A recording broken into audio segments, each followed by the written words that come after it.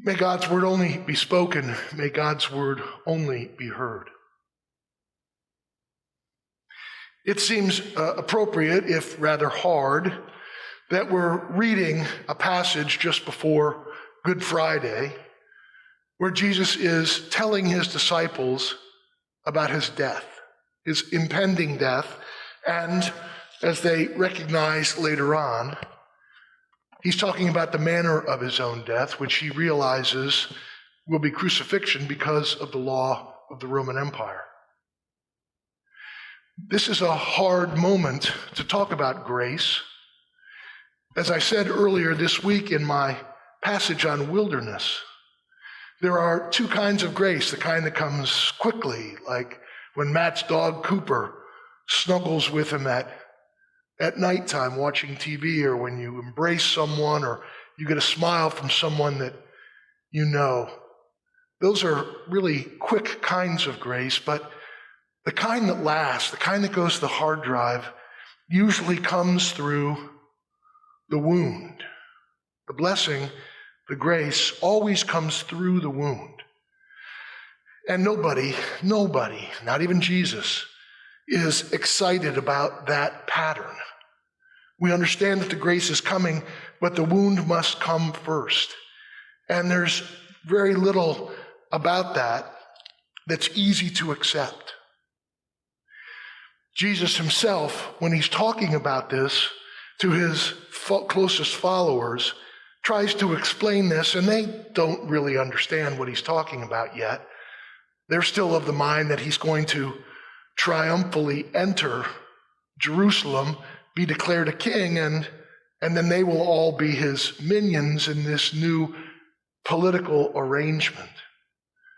Jesus isn't going to be able to teach them. He's just going to have to show them in a few days from this passage what actually is going to take place. And he's going to establish for us this pattern that is inviolate and non-negotiable, that the blessing, the grace, always comes through the wound. And in this instance, this is the second kind of grace, the slow grace that appears absent in the moment. The grace that is present when Jesus is in the wilderness, when angels minister to him, but it's not a grace he can feel or sense. It's a grace that he has trouble even trusting because the wound will be so great. He is being prepared in that moment for delivering these words and then delivering himself to the Roman Empire, so that as he dies, like a grain of wheat, his death will bear much fruit for the rest of creation. There is an odd sort of peace that settles in when we read a passage like this. Odd because, starting with Jesus, who, remember, when he's in the garden on Thursday night of Holy Week, sweats blood, he's so scared. It's odd because even though Jesus is as scared as any of us get when this kind of news is something we have to face, the peace comes because God says all shall eventually be well.